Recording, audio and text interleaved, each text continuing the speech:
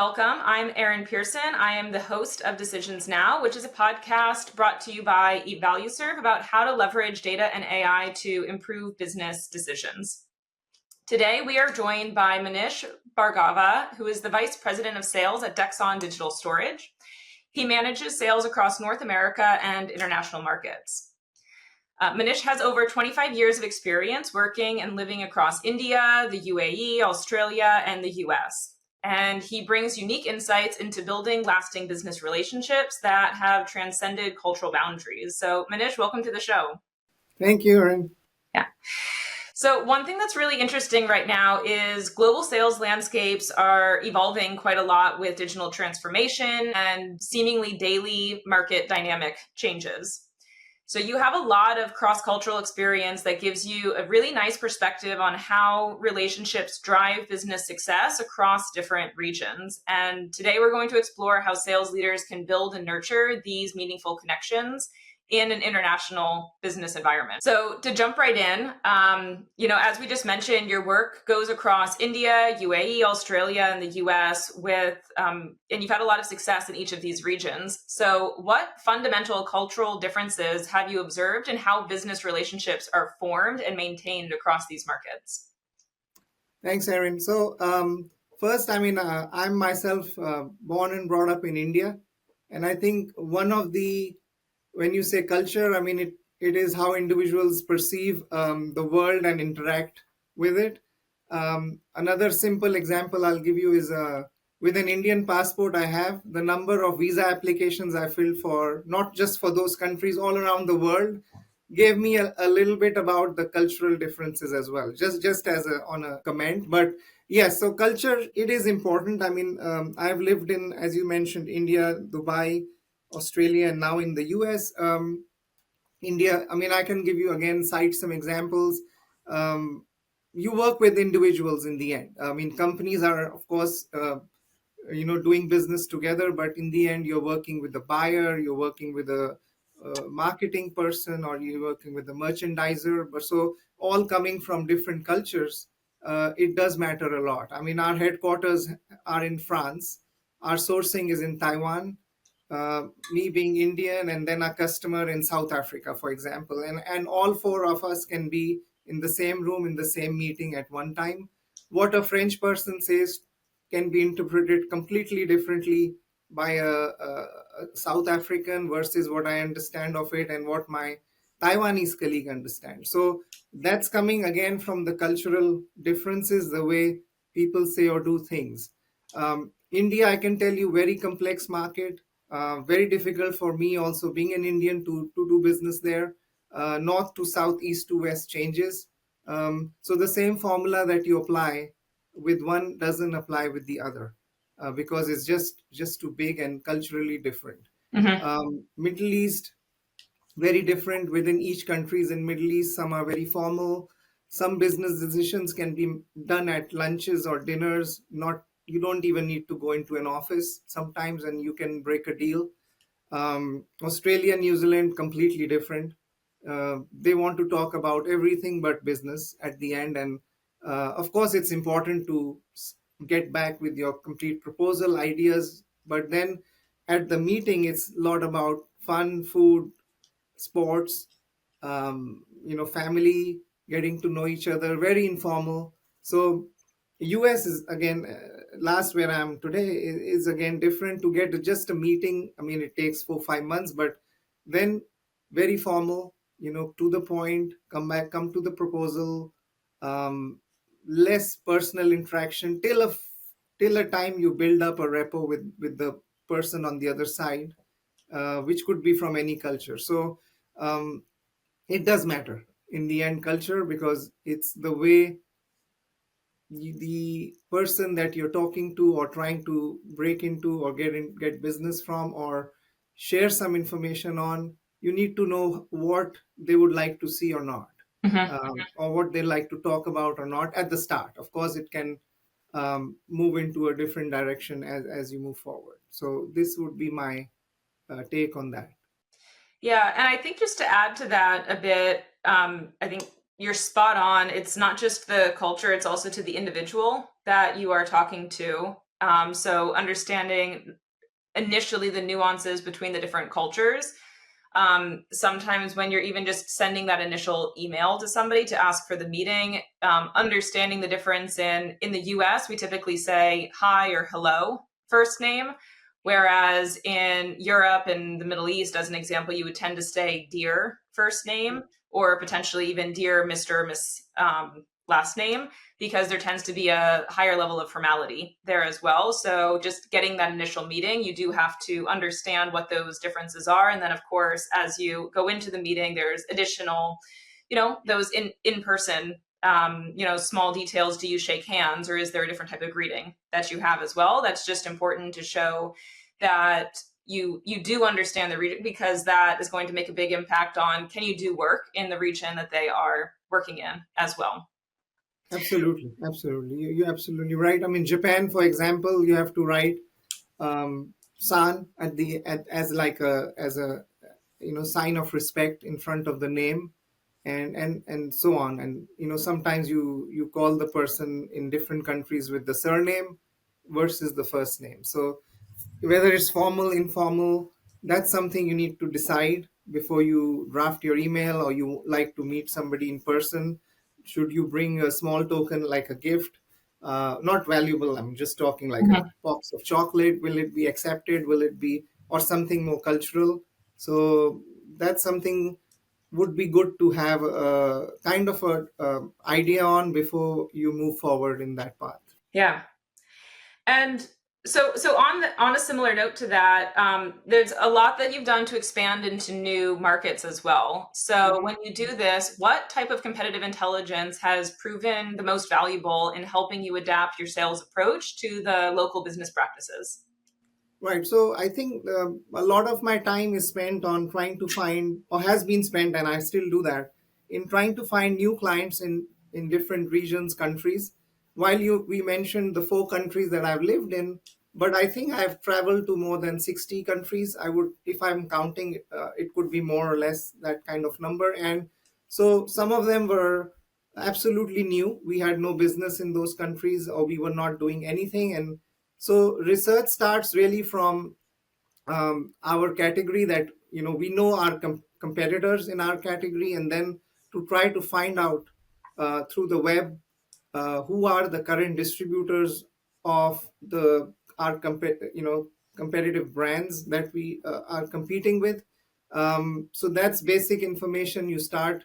There is market research. There is data from market research companies like NPD, GfK, that we have used in the past, which throw out numbers for each of those countries by brand, by retailer, sell through numbers, which can also give us an initial idea of which brands are strong in those countries, in those markets, and who do we look for. So if we find out a brand A which is the strongest, I would start to look for uh, who is their current partner in those countries, or partners, and then would be the next step would be to approach them. um, we also look at annual reports published by our competitors, because sometimes for the public companies that are in the same segment, to see what, of course, besides the numbers, if there is a potential, like a descriptive thing about which countries they are focusing on, or they're trying to open new markets into. So those are indicators as well, that these are some countries where our main competitors are, or the big ones who have a bigger market share, are getting into, and this could be for us to go back.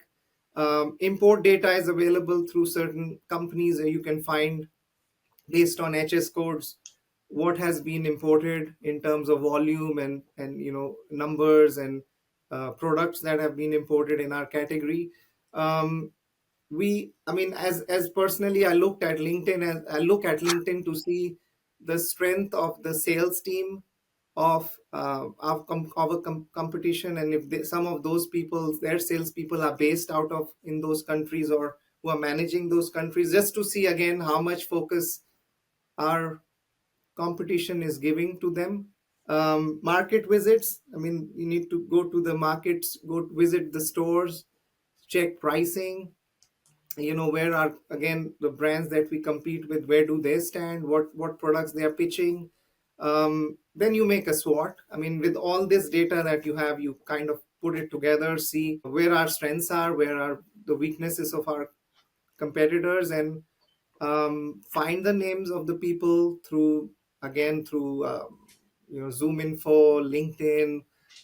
You could, any contacts you may have in those countries to which can help you get connected. I think this is where I would say using different data, or you said competitive intelligence, information that you can get off the web, or you could get through the contacts you may have had in those countries, and then go after them. I mean, this is what I would do at this moment.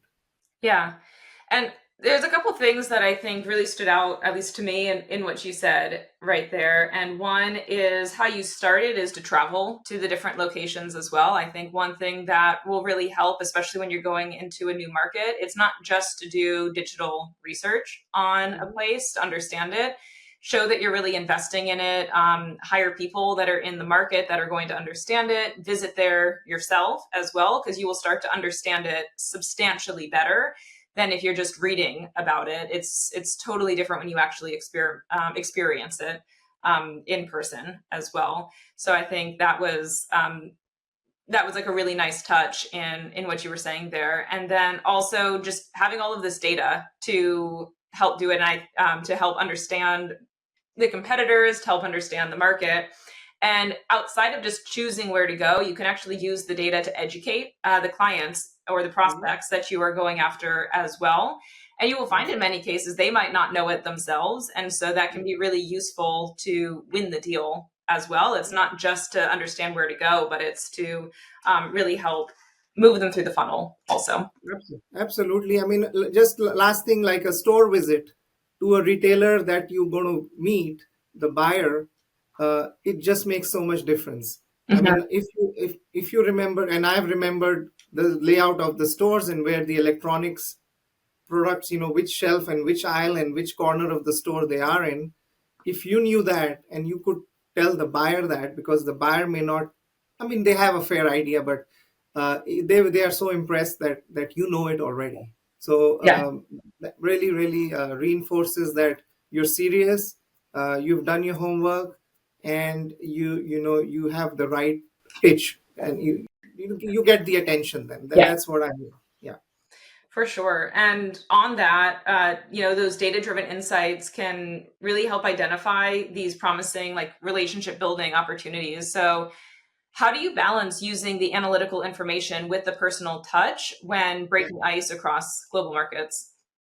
So I think data can provide the first cut information that we need. It's very critical to start with. I mean, because that's the basis of a decision making, whether it's something that you want, your company wants to pursue, or you want to pursue, given there is enough data, and the data is showing that there is a right reason to get into that market, or into that customer, or into the account. Once you have that, I think the next step is the tougher one, which is establishing the contact with, or finding the right person, right? To find the right person who you should be in touch with, because every company may have, of course, people with different profiles, different roles, but where do you get that information? So I think that's one of the most, sometimes it can be frustrating as well for a salesperson to not being able to find the right person. Who should he or she go after? So I think that's where you have to get innovative at times, because sometimes, yes, there could be a 300 buyers in a large retail organization which just shows their title as a buyer. So you're looking for the technology buyer. So how do we really find the technology buyer? So what I've done in my case is I've did like 5 samples of 5 different buyers, an email, to say, I'm looking for the technology buyer. Maybe you're not the person, maybe you are. If you can direct me to the right person. I mean, a lot of times I've had success where the contact I tried to reach out to has helped me to get to the right buyer. So But then, yes, you cannot get bogged down by seeing like 300 names and say, oh, where do I start? So um, then the personal touch comes into play. Is, the first email, like you said, the first call, the first meeting, depends on how soon you can get it. What you pitch about yourself, about the company. I think, because everybody receives like 50, 100 emails every day trying to sell them services, products. I mean, I must say that the number of emails I receive on services are much more than product. So if there is a product, somebody trying to sell our company any product, I do look at it, because we are in the business of distribution. So it's important for me to look at every potential opportunity that may they come our way. But again, the buyers are super busy. They have 50 categories to manage. So they may receive 300 emails. If I receive 20, they may be receiving 10 times more than me. Mhm. So that the first email makes quite a difference on if the buyer really sees you as a potential partner in the future. So what you write on that email, what you capture, be precise, and then try not to show desperation. I mean, is one thing which I've learned is, try to not to sell and send a price list in your first email, but it's just a introductory mail, and see if there's a potential to work together. So, and then be ready for the follow up. I think this is, for me, the digital side and the personal touch. I mean, when you say needs to get together hand in hand to be able to get the success you want. But again, be ready for rejection. So this is but then, as I said, the follow up becomes important, and things change, and wait for the right moment. Yeah. I think going back to what was said earlier as well, using that data that you did in the research phase is really important to show that you understand their business. When people are getting potentially hundreds of emails per day on products and services that people are pitching, Yeah. why would you choose one provider over another? Well, if one of them does show that they just did their research up front, that they understand your business, and you might be able to learn something from them, you are far more likely to talk to that provider, Right. compared to somebody who's just clearly sending you an automated email that's going Right. out to thousands of people as well.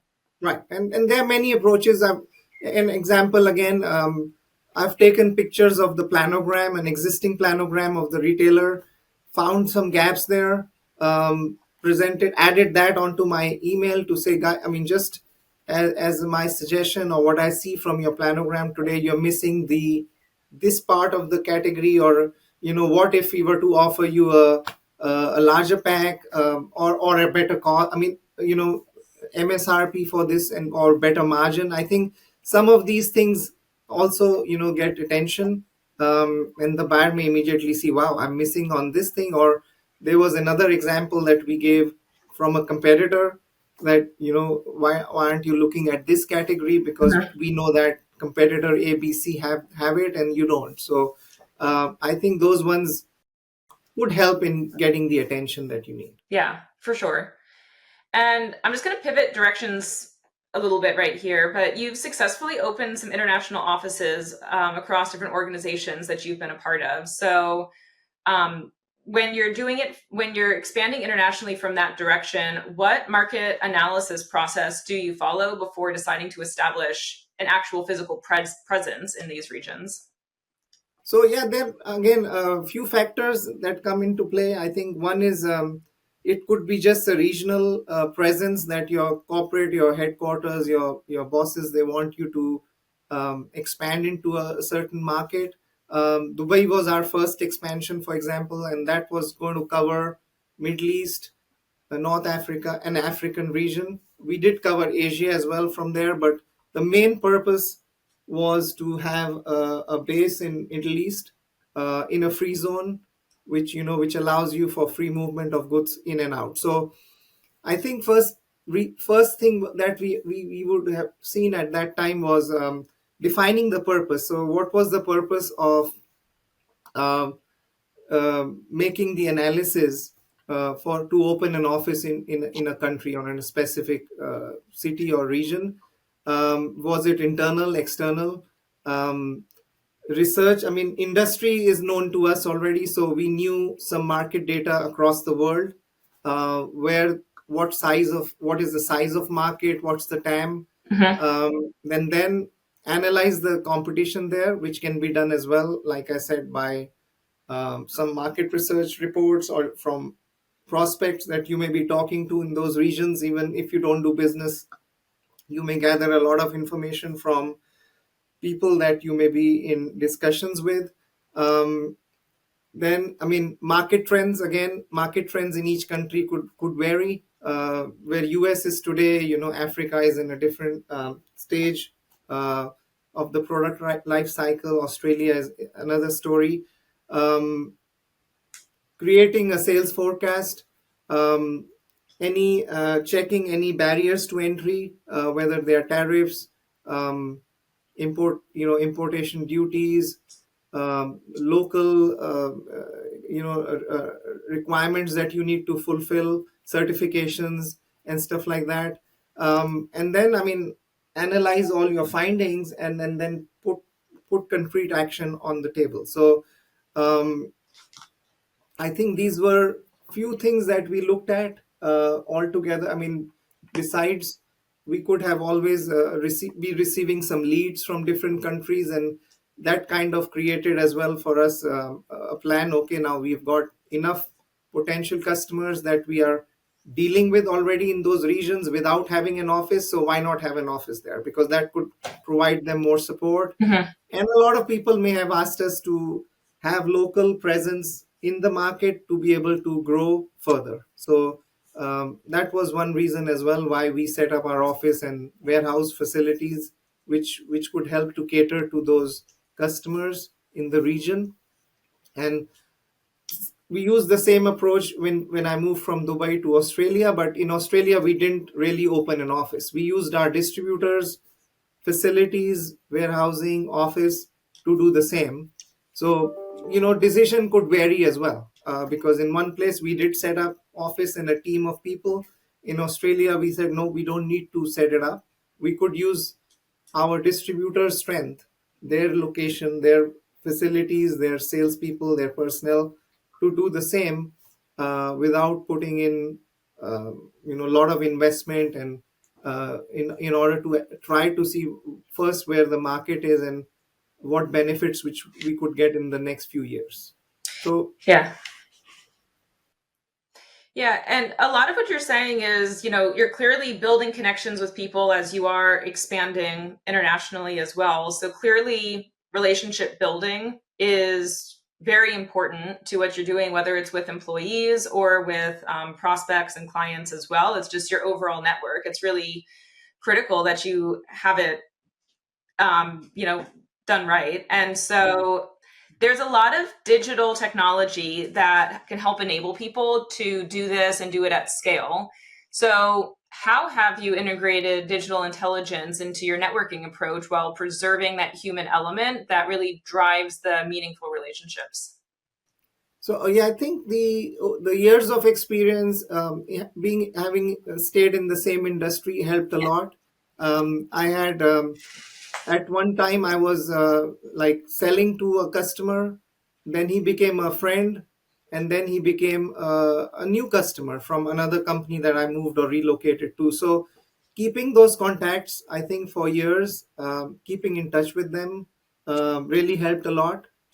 Whenever I made trips to any city, I would look up all the people that I knew professionally, personally, and made it a point to call on them to say, hey, I'll be in your area. Are you ready? Are you available for a coffee, drink, just to meet up? And some would say no, some would say yes, or next time. But the connection stayed, and Mhm. every time we connected, it was like, oh great, you how did you think about me? Because it's been years we did anything together. I said, well, I have you on my list, and I never forget that I need to meet you again. So I think that part helped. Besides, I mean, finding new contacts, like we discussed, I mean, there are ways to do it, whether we do it through platforms like LinkedIn. I have Zoom Info, where I can look up, search by a company.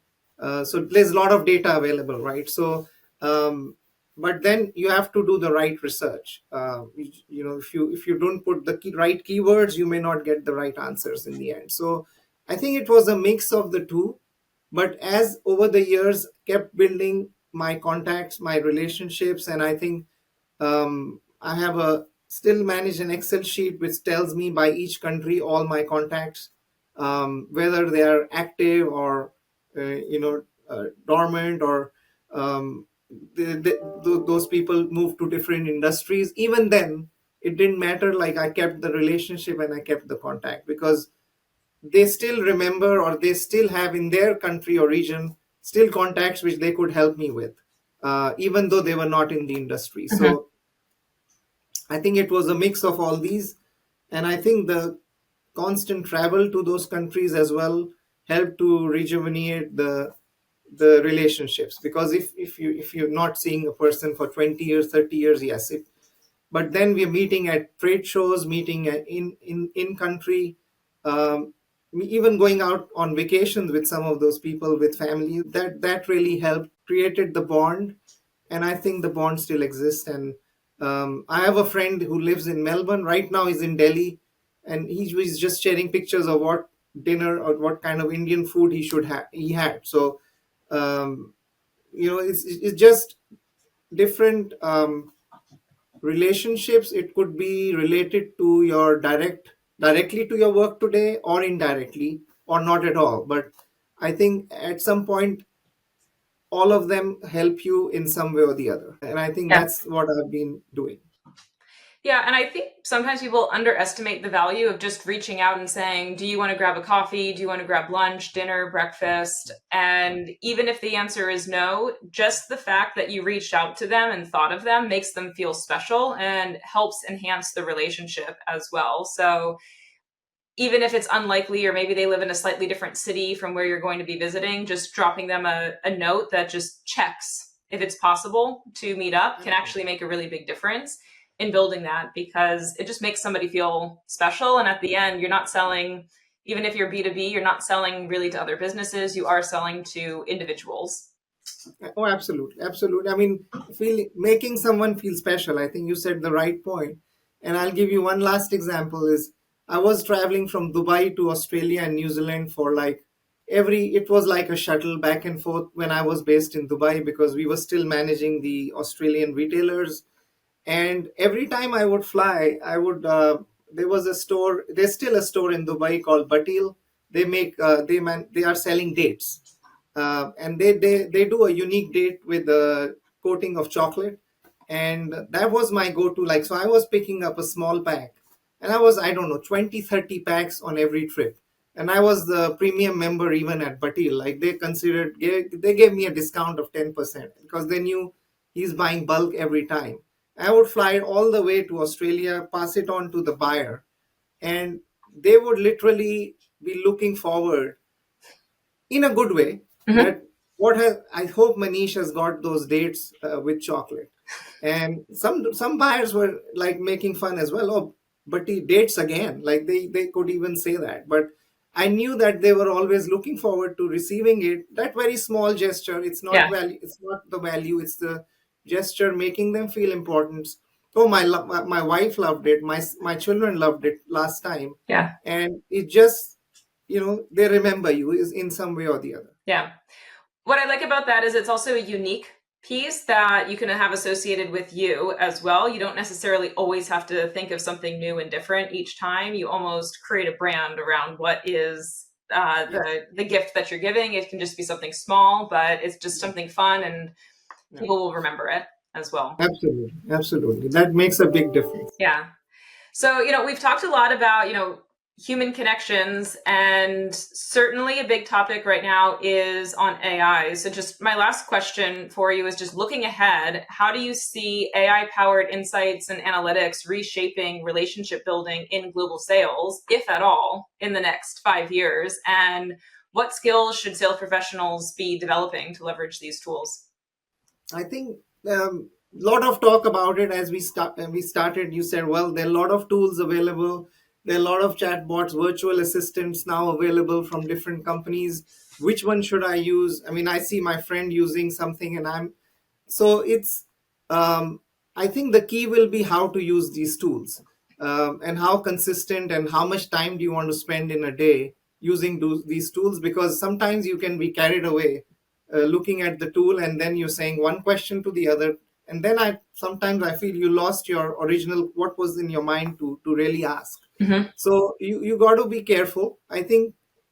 From what I've read about a little in some places and a little bit of insight, predictive analysis, I think using historical data to predict, I think this could be good, because there is a lot of history data available with each company, which with each individual, how we could use that to predict the future, or not future, but kind of a trend. I don't think anybody can predict the future, but it's like tariffs. Who knew about this?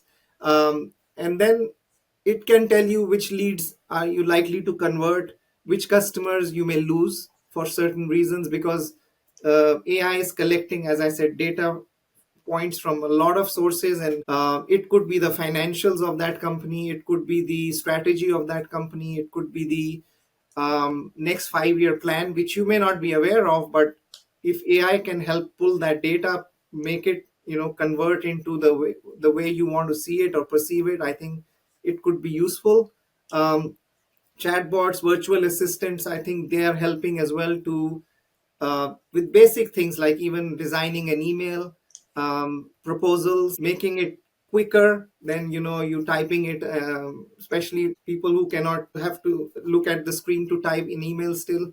It's useful for them, right? It just speeds up the process. You can spend less time on it and spend more time on other value added things that you want to do. Automation at the end can help as well. I mean, in terms of AI, how AI will get integrated with existing CRM in the future, I think will drive many things, because a lot of data is available in your Outlook, in your emails, in your um, CRM systems, how that can be used by AI to again provide you more insights. You could do personalized marketing and sales campaigns. I think that's good. I mean, there a lot of content, but again, like I said, you got to choose what you want to present in the end, not to just copy paste what AI gets through back at you, because some of it may not be relevant, or it's not something that you were trying to put across to your customer. Mm-hmm. um, I think sales teams should start to look at, in our team. I mean, I spoke to my IT manager, like, what are we looking at? Which tools can we have centralized or use? Because everybody uses a different virtual assistant. The answers may be different too. So, which common tools should we start using? Um, I mean, what do we need? What answers do we need from AI as a business? We got to invest in the right tools, train our teams, and then monitor and adjust. Keep monitoring, because the changes are so rapid now in terms of the development of AI, or in terms of what new can happen every week. I think we'll have to constantly monitor and adjust if we need to stay on track, because we may just get outdated very soon. So, still no clear, let's say, defined approach today, but I think definitely something which we started to use in bits and pieces today, but I think it will get more and more relevant going forward. I think this is my view, and we got to be ready for it, for Mm-hmm. sure.